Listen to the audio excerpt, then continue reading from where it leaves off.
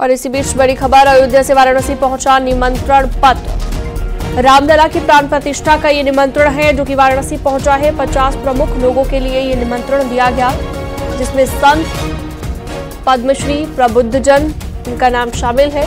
काशी विद्वत परिषद को भी निमंत्रण मिला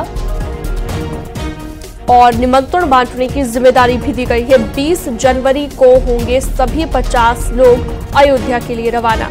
अयोध्या में विशेष मेहमान के रूप में इन्हें शामिल किया जाएगा। तो काशी 50 लोगों के लिए ये निमंत्रण पत्र पहुंच गया है और प्राण प्रतिष्ठा रामलला की चुकी होनी है जनवरी में, और उससे पहले ही 20 जनवरी को ये सभी 50 लोग अयोध्या के लिए रवाना हो जाएंगे।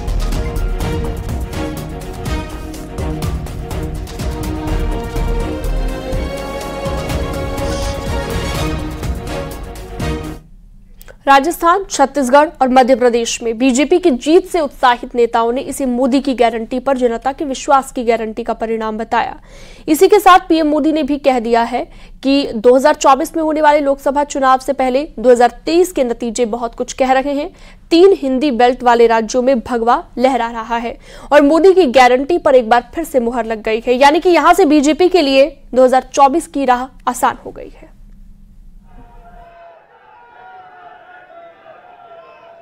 आज ऐसी पार्टियों के लिए सबक है कि केंद्र सरकार की गरीब कल्याण की योजनाओं और उनके लिए भेजे जा रहे फंड के बीच में आने की कोशिश मत करो।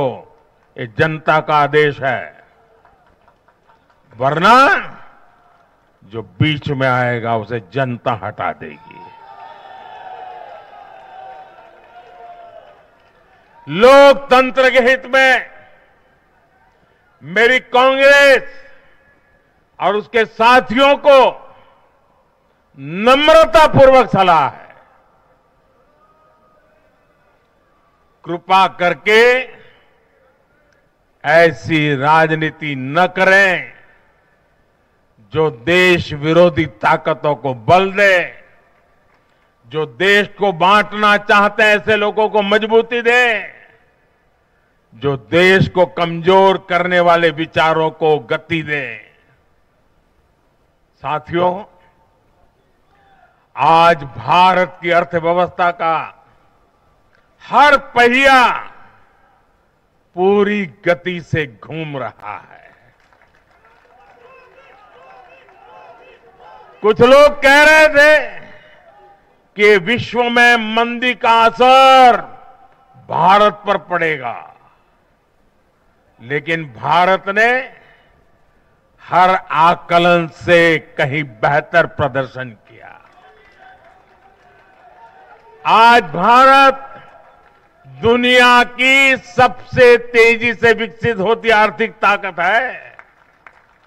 आज भारत का आत्मविश्वास, भारत के लोगों का आत्मविश्वास अभूतपूर्व स्तर पर है। आज भारत में, आज देश में रिकॉर्ड जीएसटी कलेक्शन हो रहा है, कृषि उत्पादन के नए रिकॉर्ड बन रहे हैं, भारत के शेयर मार्केट पर भरोसा चरम पर है। आज भारत के निर्यात के नए रिकॉर्ड बन रहे हैं, यूपीआई ट्रांजैक्शन के नए रिकॉर्ड बन रहे हैं, त्योहारों में खरीद के नए रिकॉर्ड बन रहे हैं, गाड़ियों की सेल के नए रिकॉर्ड बन रहे हैं। आज भारत में सीमेंट प्रोडक्शन बढ़ रहा है, कोयला प्रोडक्शन बढ़ा है, आज भारत में स्टील उत्पादन बढ़ा है, बिजली उत्पादन बढ़ा है। दुनिया भर की कंपनियां भारत में मैन्युफैक्चरिंग के लिए आतुर है। तो पीएम मोदी ने कहा कि 2024 में होने वाले लोकसभा चुनाव से पहले 2023 के नतीजे बहुत कुछ कह रहे हैं। 3 हिंदी बेल्ट वाले राज्यों में भगवा लहरा रहा है और मोदी की गारंटी पर एक बार फिर से मुहर लग गई है।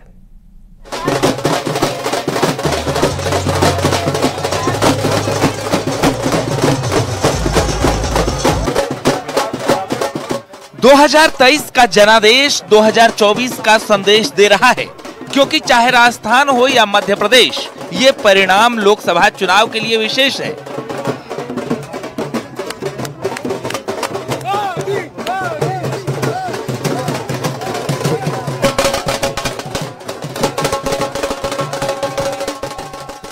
चुनावी राज्यों में जिस तरह भगवा लहरा रहा है, हिंदू बेल्ट वाले राज्यों में बीजेपी का परचम लहरा रहा है, वो हल है उस मनोबल को बढ़ाने का जिसके दम पर अब बीजेपी फाइनल मुकाबले में निर्विरोध एंटर कर चुकी है।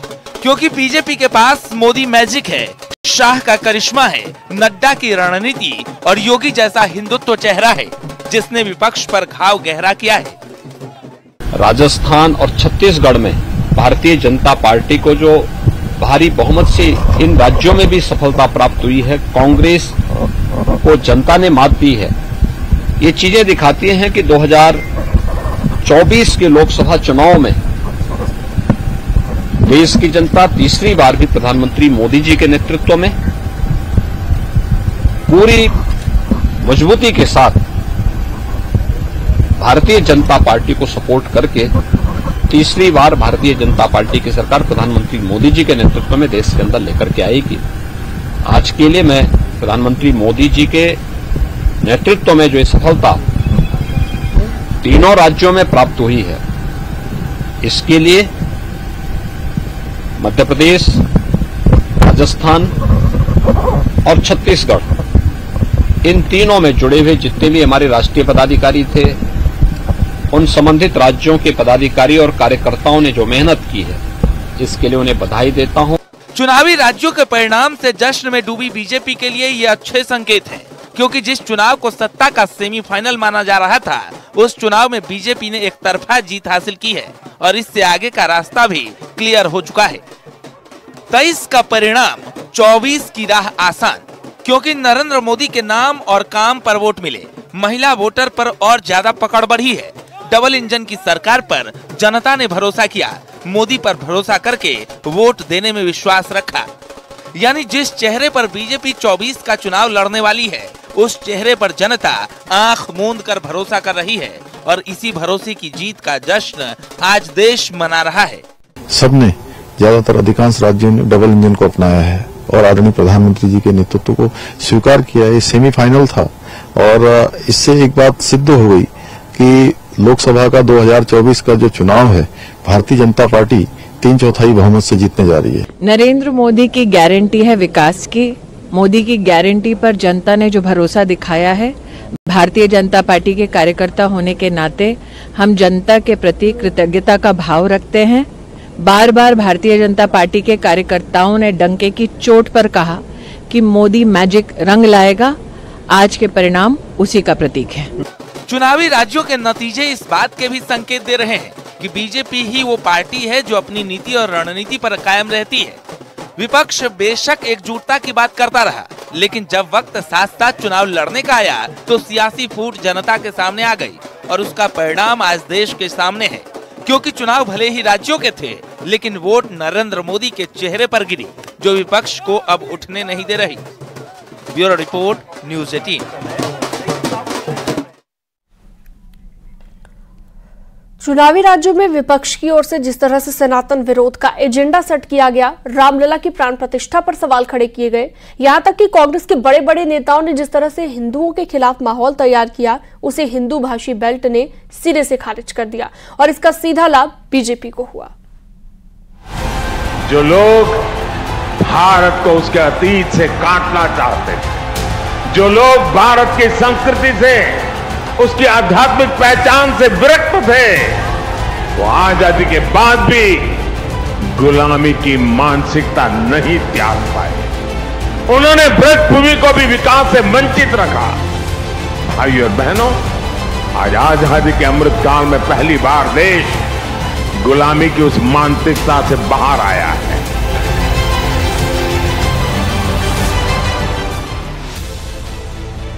चुनावी राज्यों में जिस तरह विपक्ष ने सनातन के खिलाफ विरोध का एजेंडा चलाया था, राम मंदिर के खिलाफ माहौल बनाने की कोशिश हुई थी, उसे हिंदी भाषी राज्यों में सिरे से खारिज कर दिया गया। सनातन विरोधियों को आईना दिखा दिया गया और बता दिया ये जीत 125 करोड़ राम भक्तों की है। चुनावी राज्यों में राम मंदिर का मुद्दा पूरी तरह से हावी रहा। पीएम मोदी से लेकर सीएम योगी ने हर एक चुनावी रैली में राम मंदिर निर्माण का मुद्दा पुरजोर तरीके से उठाया, जिसका नतीजा ये रहा कि सनातन विरोधियों को जनता ने नकार दिया और बीजेपी को हिंदी बेल्ट में इसका बड़ा फायदा मिला। चाहे समाजवादी पार्टी से स्वामी मौर्य हों या फिर कांग्रेस के बड़े बड़े नेता, सबने सनातन के खिलाफ सियासी मोर्चा खोलने की कोशिश की थी, लेकिन जब परिणाम सामने आए तो सबकी जुबान खामोश हो गई।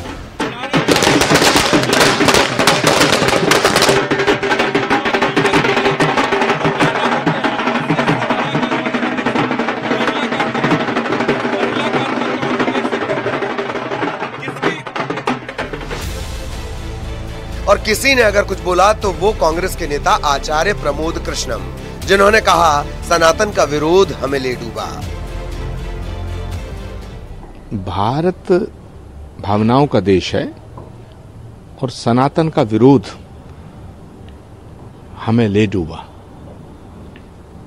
जातिवादी राजनीति को कभी इस देश ने स्वीकार नहीं किया है। 6 सितंबर 1990 का राजीव गांधी जी का भाषण है संसद में, वो सुन लीजिएगा। तो इसलिए जातिवादी राजनीति और सनातन का विरोध ये हमें ले डूबे। दरअसल विरोधियों ने राम मंदिर और सनातन के खिलाफ माहौल बनाने की कोशिश की थी, लेकिन पीएम मोदी और सीएम योगी ने इसे मुद्दा बना दिया। इस पर राजस्थान, मध्य प्रदेश और छत्तीसगढ़ ने जीत का ठप्पा लगा दिया।